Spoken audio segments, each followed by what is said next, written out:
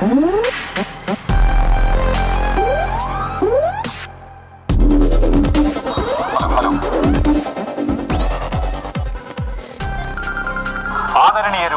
സ്നേഹസമ്പന്നരുമായവരെ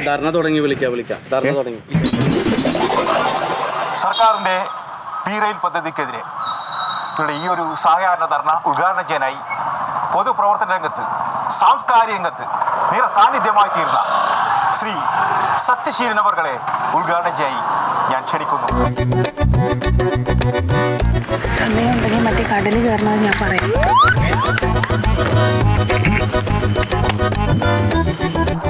പ്രിയമുള്ളവരെ, കേരളത്തെ ഒന്നാകെ തകർക്കുന്ന, കേരളത്തെ മുച്ചൂടും മുടിപ്പിക്കുന്ന, പശ്ചിമഘട്ടം പൂർണ്ണമായും ഇല്ലാതാക്കുന്ന ഈ നശിച്ച പീറയിൽ പദ്ധതി തീർച്ചയായും നഖശിഖാന്തം നമ്മൾ എതിർക്കേണ്ടതാണ്. ഈ പദ്ധതി വരുന്നതോടുകൂടി ആർക്കാണ് പ്രയോജനം? സാധാരണക്കാർക്ക് പ്രയോജനമുണ്ടോ? ഇല്ല. ഇത് കുത്തക മുതലാളിമാർക്കും സമ്പന്നന്മാർക്കും വേണ്ടി മാത്രമുള്ളതാണ്. വളരെ സ്നേഹത്തോടെയും സൗഹാർദ്ദത്തോടെയും പെരുമാറിയിരുന്ന ഈ കേരളത്തിലെ ജനങ്ങളെ പല വഴിക്ക് തിരിക്കുന്ന സമീപനമാണ് സർക്കാർ അവലംബിക്കുന്നത്. ഈ പദ്ധതി വരുന്നതോടുകൂടി ഇത് നമ്മളെ മാത്രമല്ല വരുന്ന തലമുറയെ കൂടി കടക്കണിയിലേക്ക് തള്ളിവിട്ടുകൊണ്ടിരിക്കും. അത് നമ്മൾ മനസ്സിലാക്കണം. അപ്പൊ അതിനെതിരെയുള്ള സായാഹ്ന ധർണയാണ് ഇവിടെ നടക്കുന്നത്. ഈ ധർണ ഔപചാരികമായി ഉദ്ഘാടനം ചെയ്തതായിട്ട് ഞാൻ പ്രഖ്യാപിക്കുന്നു. പിന്നെ സുഹൃത്തുക്കളെ, 2 വാക്ക് സംസാരിക്കുന്നതിന് വേണ്ടി പ്രശസ്ത കവിയും സൈദ്ധാന്തികനും ചിന്തകനും ആയിട്ടുള്ള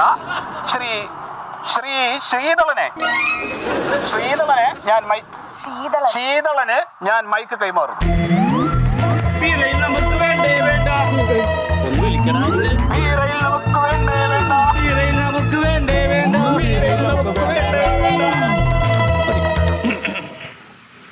എല്ലാവർക്കും തിമിരം, നമ്മൾക്കെല്ലാവർക്കും തിമിരം. മങ്ങിയ കാഴ്ചകൾ കണ്ടുമടുത്തു. കണ്ണടകൾ വേണം, കണ്ണടകൾ വേണം. എത്ര അർത്ഥമുള്ള വരികളാണ്. ഇപ്പോഴും നമ്മുടെയൊക്കെ മനസ്സിൽ ഞാൻ ആലോചിക്കുന്നത്, ഒറ്റ ചുവടുമായി ഒറ്റടി പാതകൾ കുതിച്ചു പോയ നമുക്ക്, കുതിരകളും കാളകളും വാഹനമാക്കിയ നമ്മൾ ഇന്ന് അതിവേഗം ബഹുദൂരം എത്തുവാനായിട്ട് നമ്മൾ സ്വീകരിക്കുന്ന വഴികൾ എത്ര കണ്ട് നീചമാണ് എന്ന് പലപ്പോഴും നമ്മൾ ആലോചിക്കേണ്ടത്. ഇത് എന്തിനാണ്? എങ്ങോട്ടാണ് ഈ പാച്ചില്? എവിടെയാണ് ഈ മോഹം ചെന്ന് അവസാനിക്കുക?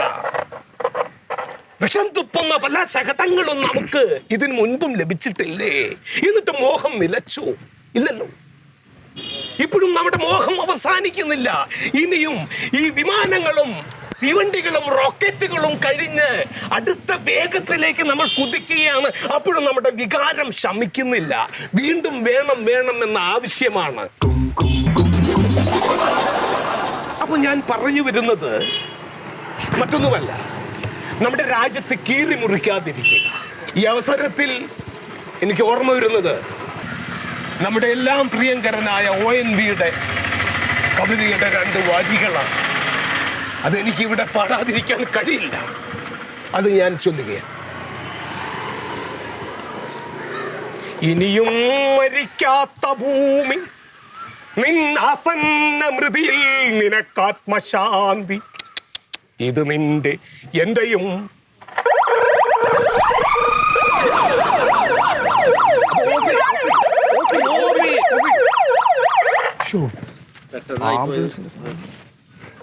കവിത കഴിഞ്ഞില്ല കേട്ടോ. കുഴപ്പമില്ല,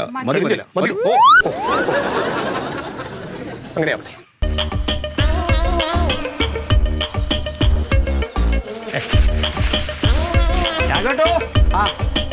എന്താ വരൂ? ഇങ്ങോട്ട് വരീന്ന്.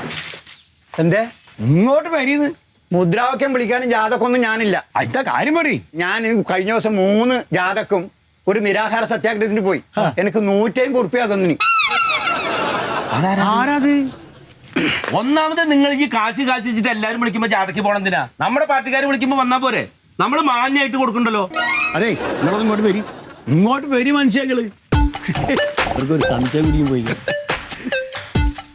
രാഘവേട്ട, നമ്മുടെ നാടിന്റെ ഒരു വലിയ വികസന പദ്ധതിയില് രാഘവേട്ടൻ പങ്കാളിയാവാൻ പോവാണ്. അതെന്ത് പദ്ധതിയാ?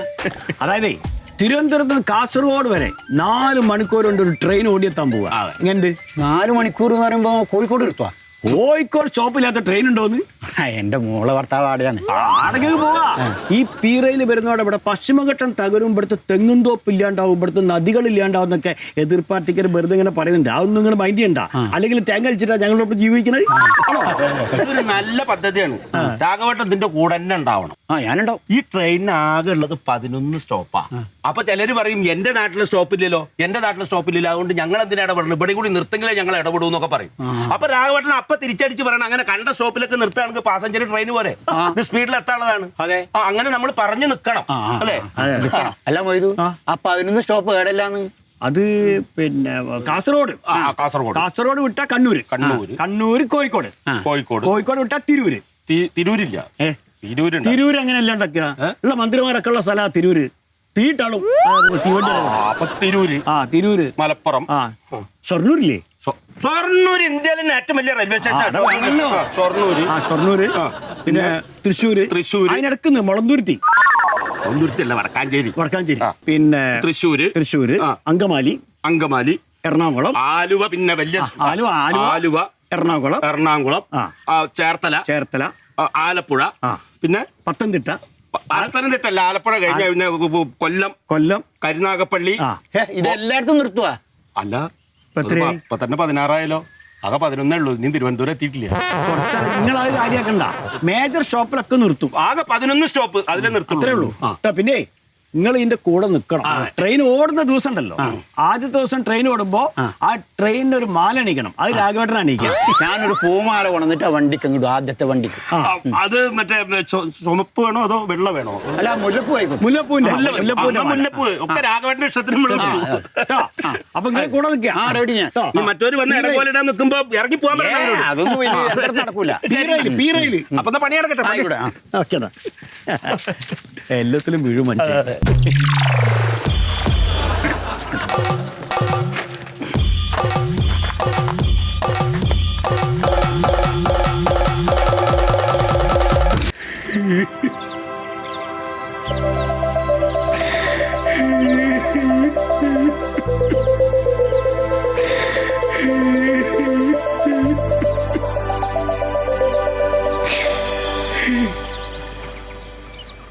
സൂതേട്ട നിങ്ങൾ ഇങ്ങനെ കരയിൽ, ഇവിടെ ആരും മരിച്ചിട്ടൊന്നുമില്ലല്ലോ.